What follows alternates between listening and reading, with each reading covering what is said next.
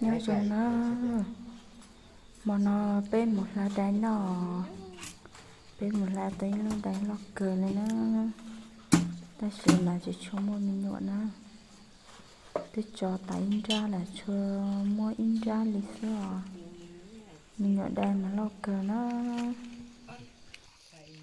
đấy giờ cái gì mà thì nó đảo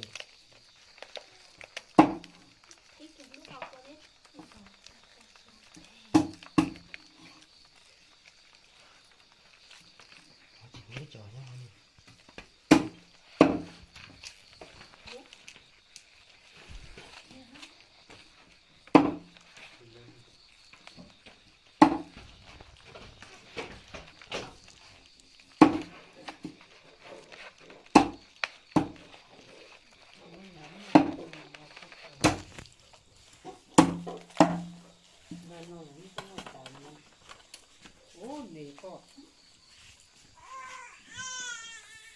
đấy cho tao mới này con này nó chỉ mật rơm nó tới 10 lên cô mẹ là mấy tiếng này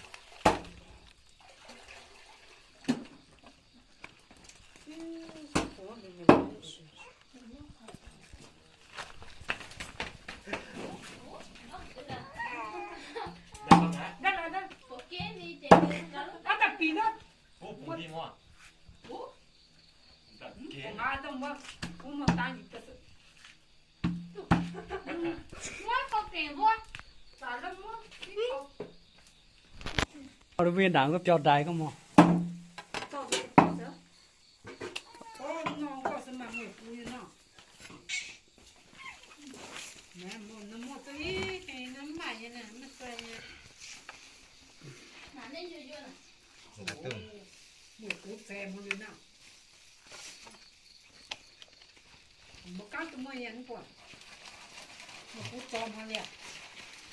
giờ cuốn cả món này sao mua mua mà có thể lắm mua hả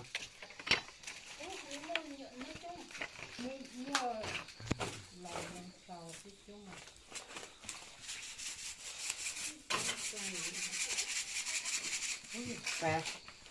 Không, ăn mấy con đó. này quay papa em phải được tăng xem một cái Cả pè nhá. Pè cho nó khó pè sao à? Như cả luôn mẹ.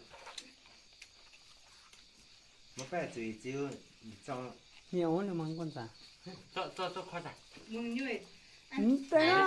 tôi đã cho là quá chàng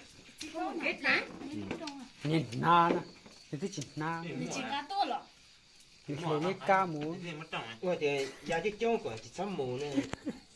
Đây là lâu một chỗ rồi. Nó cho tay để đi đây ra. rồi đây play rồi dạ hay nên dạ sao dạ đây tối tôi mới vừa cho này có chẳng có lọ tôi mua mà đây play thế nào Thì lâu. Ra nó một cái chợ giàu mẹ một cái một ghé. Giờ chỉ cua xíu cái cua mà nó bị đổ nào phải để chuỗi liu. Yeah. mua từ bán này từ bán ha Chú chưa tới lưu bên này ta. Mình biết là này. Mình biết là đâu. chỉ có phải ra thì Đấy gì mà chạy chứ cái gì điều này cái gì nhiều bên này. về rồi bà chỉ nói chuyện Mà đủ lại nè. Anh đã được xin lại vậy hay gì đó. Để thế tao nó lồng tiếng kia nó. chỉ là những lồng chỗ này nó nha toàn lóng cha mà cho mình nhỏ đây lo Tổ ra về nhà nó bảo này bút gì nhỉ cái này. bùa mà nè Bút mẹ. đúng rồi sẽ có chính nè đại này tôi chỉ mua mì tùa Bút tôi tiếc. sẽ bị được đúng nhá Cái dân này tay đại nhà lo này cờ cơ. nó Ta. Hai mươi cái. tên có tỏ chứ chọn một cái nó mình nhận đại lo cờ có chứ cái này là tốn công bây tao mà là mà cho một cô cái nữa thì nó cho ta sao Dạ, nôm chỗ mà. con chồng mà Nó đến về nó mới quá. tụ gái nhớ họ ăn là nhớ không Mà tăng in này của mà ăn của nhau nó họ này Ta nhất bông tại nhau phải không lòng đấy. mới nào mà tên này ở đâu do cái này Không phải là. ở cái nó quay nằm nó sắp là nó một ói chén hả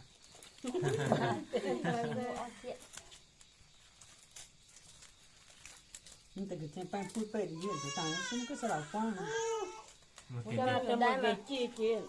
Bé bột cho một cái chi. người chế cọt luôn một cái chị Giờ cho cá nhộn đê ở cá bây nhộn giờ đê bây giờ cho các cua à cá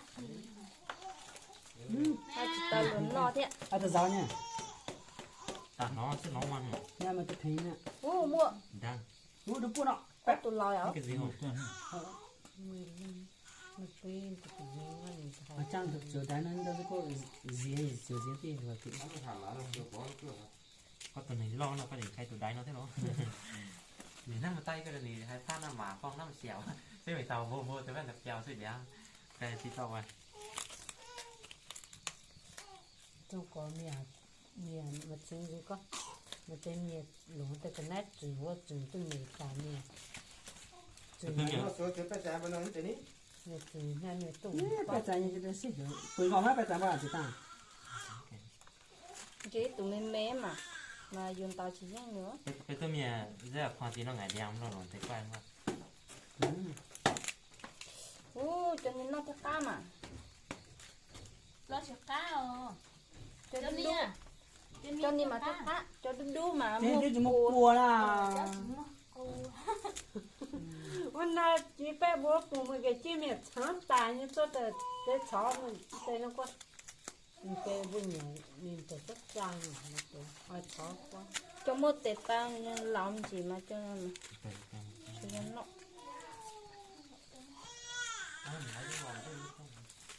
tụi mi bó tổn này ô nè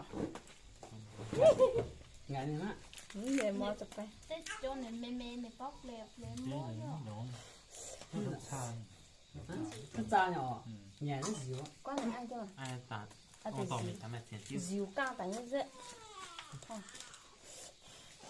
ta chỉ còn mình ăn tiêu nè anh chị chú mẹ lo này tia chị nè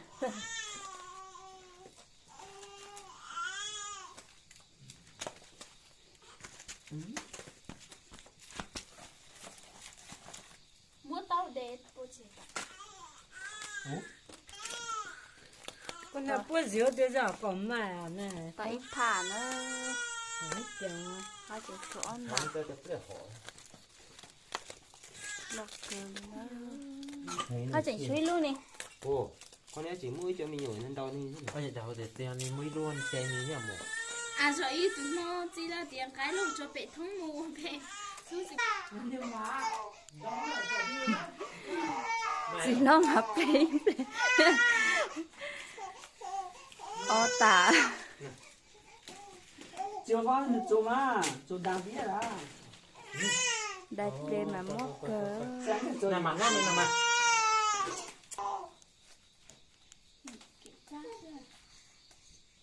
đúng cái là nó có nước thì chỉ không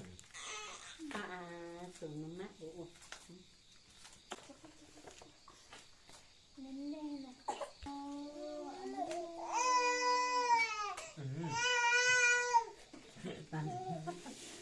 cái gì đó nó mắc pha mà con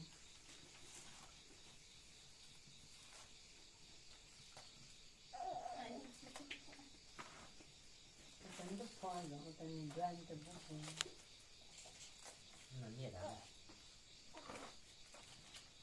chẳng lẽ cho nó thịt tiền thế nó sẽ sáng gì không cho tôi tôi phải cắt tao sẽ phải chít tay ta đó cha chỉ mới chia mà tên ta nó tắt này bố là ai dồ giờ có xe đi cả vào tàu nhà có thể là nó có trốn rồi nhà trên lưu nó có gì bỏ con nó cái thà nó nhẫn nhén ta nào à là nhà có một fan đây tôi cho nên phải nhẫn đôi xe của nó nó tại cô thấy cảnh nó cảnh nó lòn nó chị khác ra cơ đây so để đi mới trả điều à đó con bao nhiêu tiền nữa số bỏ để xuống tàu là mà bỏ ít 做嘛，我研究过嘛，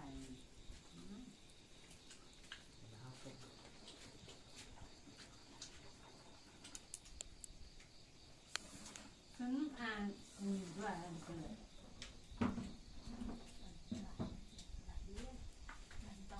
我真的， cái không tên làm cho bạn in vụ nhẹ cái này đấy mái nó nó nhẹ đi kia 哎呀，这2年我拿噻，就拿我就拿大干3年噻。 cái kia tôi làm đấy 我就这一个，我心里头，我心里头。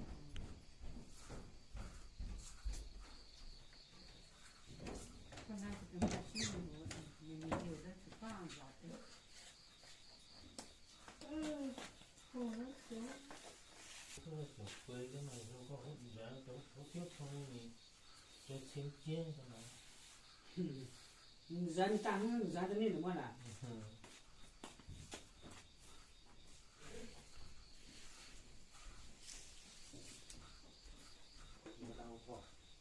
thế hết thì cái gì nó được trả này cũng nhìn thấy không có trả cái này là thật chính lắm cá tiệt thì xa tiệm quậy nó là mua một cái đĩa xong nữa chứ như là quậy giá này nếu mà chết to hơi như thế này cho em lọc ta xin thêm đàn đi sơ không khí có à không vậy là cái này là cho cái sao thế ta đi chủ chủ đo bên đó nữa làm cho bên nó nhận tay rồi quậy quậy mơn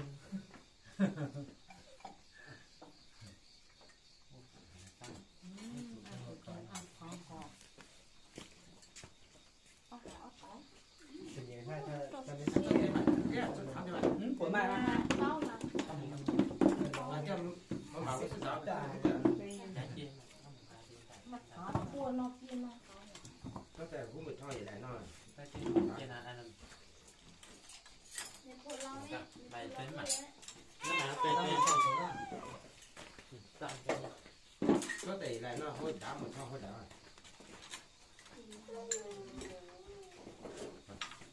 hay loại mình có không hết giờ tại cái à và sự cần gì cái một vài bốc này để nhau với tay này Nó mình ở đây được. tôi tưởng cầm bao nó tao hết Buồn tôi thật ta. cà phê mà sống à Má này. có chả ngồi tại nhà những còn nhiều cái này mà như cái im ra nó đấy cái đầu thật kéo trang tại nó xe diệp nó làm chúng mà lại một năm quá là nó năm quá cái này tôi cái là nhà nhà một cái đã họ tôi đi tao còn mà tao không còn tao mày dám không giờ có người đã sao tại nhiều vẫn chút cứu này như ra cái chủ này xin cái chủ nhà bây hơi gì á hơi chủ trừ trừ sinh là gì trên cái phòng được tăng không có lúc trong nó chúng là như không biết còn như cái này thấy như cái này không mà chứ đông chỉ ra để mình tháo cái này phải yêu đời mà thích ai như là điều này thật Cho một con mà. Chút chút bự. Cho mình ở đây nè. Cho một con giá đi chút chút bự. Đáng là nó. đây đã có nhiều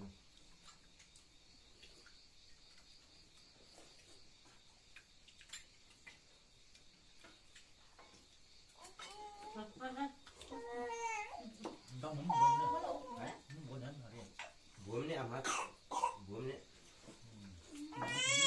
Nó thế thì kìa. anh nhà ông chưa có tôi ăn tôi nhớ hồi chưa gì nữa Nó nè. Nó phải nó mà ơi nó. Nó thế.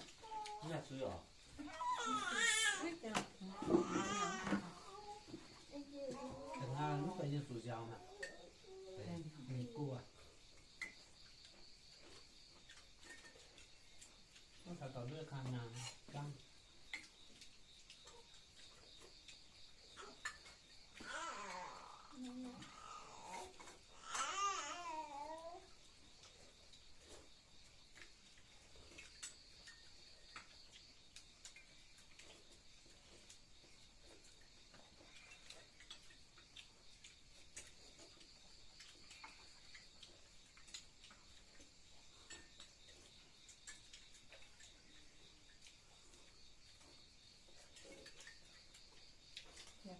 luôn thế này nó cho mọi người vậy